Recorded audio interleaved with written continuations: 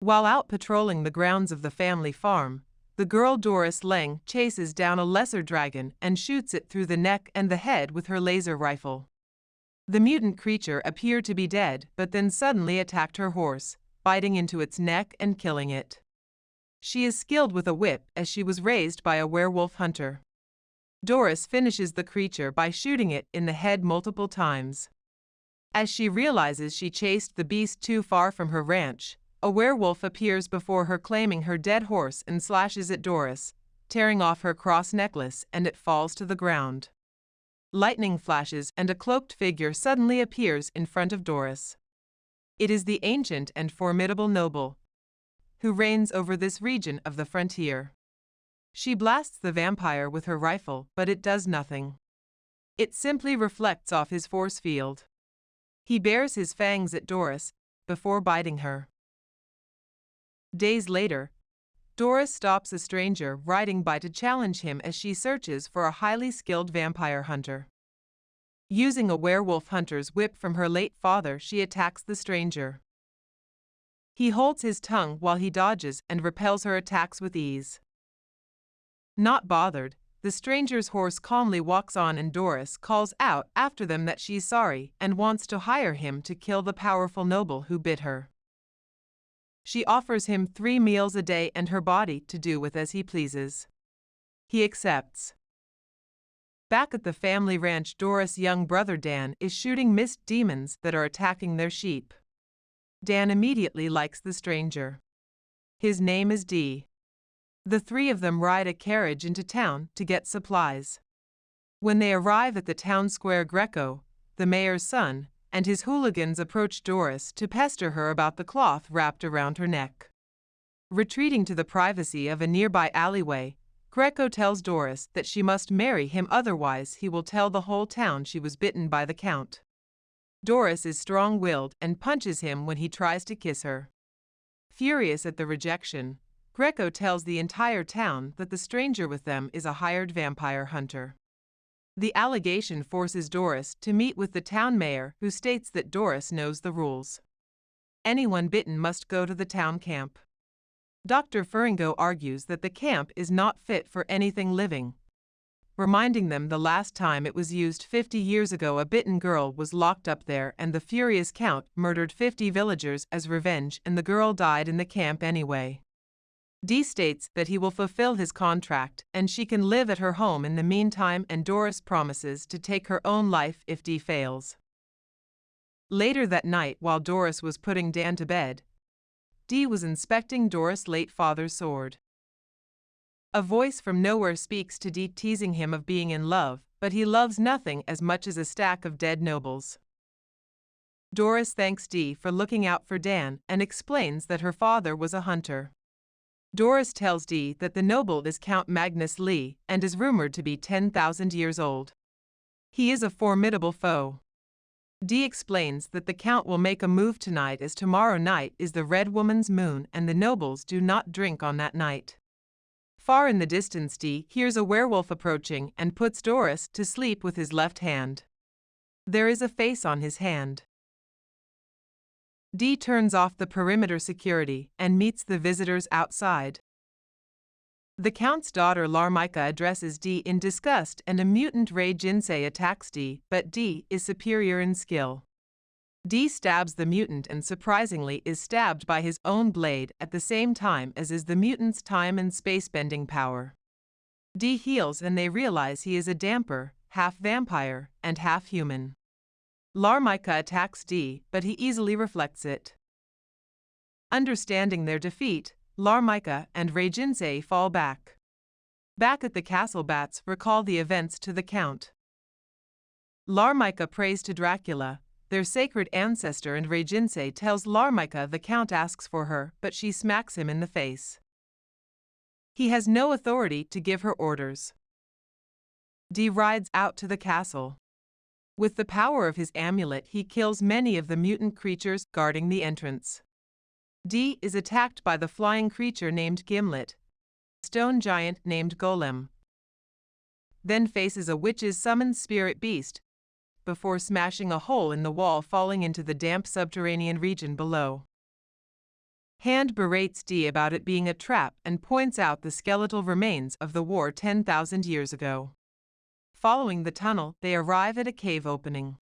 3 beautiful women play harps and ask for his name. They turn into serpents and seize Dee.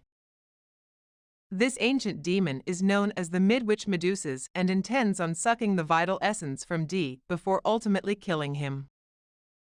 As the vampire hunter Dee did not return that night, Doris and Dr. Furingo await the next attack at the ranch. The doctor warns Doris not to fall in love with a hunter. Doris, Dan, and the doctor gather arms when the Count's minions attack the house. Being defeated with ease, the mutants abduct Doris and deliver her to the Count. The Count is pleased to see his future wife and shows Doris a vision of Dee being tortured by the Medusa sisters. The Count uses his powers to put her to sleep for tomorrow they wed. Dee breaks out of the sisters' embrace with his damper will and feeds on them to regain his strength, thus gaining vampiric control over them to help him escape the caverns. Larmika goes to Doris' chambers to kill her as she sleeps, but Dee arrives just in time to stop her and takes Doris, escaping from the castle with ease. Ray Jinsei is in pursuit and cannot return until he has dealt with Dee. Greco sees a noble's carriage parked in front of the hotel in town and uses the key to the secret spy room to spy on the noble's minions. Greco watches the mutants hand Ray the time-bewitching incense. While chasing off mist demons, Dan is abducted. A note is left in the hunter's language for Dee to come alone. Doris calls them blood-sucking monsters, then apologizes as Dee is half vampire. Dee rides to meet Ray Jinsei. Dan is held hostage atop a rock structure. Dee and Ray fight. Ray uses the time-bewitching incense, however it doesn't work and Dee instead chops off the hand holding it. The doctor turns up at Doris' farm and Doris embraces him crying. The DR tells her of a place where they will be safe. He used to be a hunter with Doris' father, so he trusts him. They take a carriage into the mountains to a structure that repels vampires. However, Larmika is waiting for them and the DR snatches the whip from Doris' hip as he was turned into a vampire by the Count. The doctor wants a taste of Doris, so Larmika stabs the DR and he falls from the cliff. Larmika is confused that Doris cares for the damper Dee and Larmika agrees to let her go as long as the Count can no longer find her. A bright light appears and Larmika loses all of her strength. Greco appears with the time-bewitching incense and goes on a narcissistic rant before Dan arrives and shoots at Greco, so he falls off the cliff. Dan and Doris ride in the carriage while Larmika rides on the horse with Dee. They eventually stop to let Larmika go. Dee tells her that their sacred ancestor did not believe that the nobles must live by the strong ruling while the weak humans serve. At the house, Doris apologizes to Dee and wants to run away somewhere together. Dee is overcome with desire as Doris tells him to take her blood and his vampiric nature almost takes over before he regains control and pushes her away. Hand again teases Dee about his nature and the girl wanting to give him what he wants, and that Dee's father would have handled it differently. Dee simply says, "That's enough." Ray Jinsei finds a hurt Greco still alive and in possession of the real-time bewitching incense. He kills Greco. Dee wakes up and walks outside to confront Ray. A bright light explodes around him and he collapses slowly in pain. Ray stabs him. Back at the castle, Larmika feels a stab in her chest and wonders if Dee has been killed. Dee loses consciousness and Ray cuts off Dee's left hand. Hand wakes up and crawls back to Dee. Hungry mutant creatures are in the surrounding area, so Hand must work quickly to help Dee recover. Larmika begs the Count to reconsider making human filth part of their noble family. With no sympathy, the Count tells her he will take his plaything if he wishes. The noble family leak cannot be taken down by a human, and if it could, it would have fallen when he took Larmika's mother. Larmika does not believe that her mother was a human and is disgusted by her father's words. She lashes out and the Count cannot deny that Larmika poses a threat to his upcoming wedding. He uses his power to put Larmika into a sleeping stupor to stop her temper tantrum.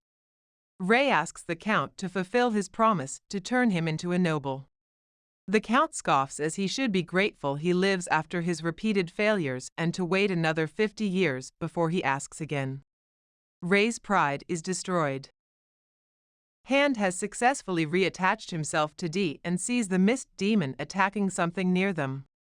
Hand hastily eats soil to regain strength and sucks in the air. The mist demon has finally spotted them, but Dee hasn't woken up yet. At the last moment, Dee wakes up and destroys it. Dan sneaks into the castle, climbing through the pipes as Doris is under the Count's spell and is willingly walking in the procession to her wedding. Dan tries to attack the Count, yelling at Doris, but he is thrown back by the vampire's power and goes flying. Ray Jinsei saves him, then uses the real-time bewitching incense against the Count. Ray cannot wait another 50 human years. He has lost so much already and wants revenge. The Count's eyes light up and the incense shatters. He throws Ray across the room with his power and explodes his skull. At the altar, there is a crowd of mutant creatures to congratulate the Count in taking his bride, and they continue with the wedding. He is about to bite Doris' neck to turn her when a dagger is thrown directly into his eye. Dee addresses him. You may call yourself nobility, but the real nobles died long ago. In this world you are just transient guests. The Count and Dee begin an intense battle of their skills and vampiric powers. He uses Dee's own blade to float to his neck so that he may die by his own sword, but Dee uses his own ancient power to turn the blade on the Count. After a struggle, the blade breaks off in Dee's chest before the remaining blade stabs the Count. Under her master's command, Doris picks up a dagger and goes to stab Dee, but Dan runs to her and she faints. Larmika has awoken from the intense feeling of the battle and the Count commands her to attack, but Larmika wants the Count to end this madness, calling him out for letting his desire for a human girl corrupt his noble pride.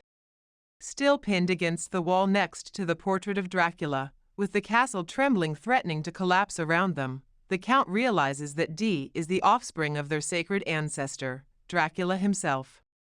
Larmika addresses Dee as their sacred ancestor and asks if his command is for her to stay in the crumbling castle and die with her father. Dee says human blood flows in her veins as well as his, and as a damper she can make her own choices. Larmika is still in denial, proclaiming she is a pure noble with pure unpolluted blood and that this is her fate. Dee leaves with Doris and Dan. The castle collapses back into the earth's chasm. After some days, the poisonous curse on the land retreats into the chasm as well. Dee's work is done, and he must continue on his way. Doris and Dan wave goodbye to him.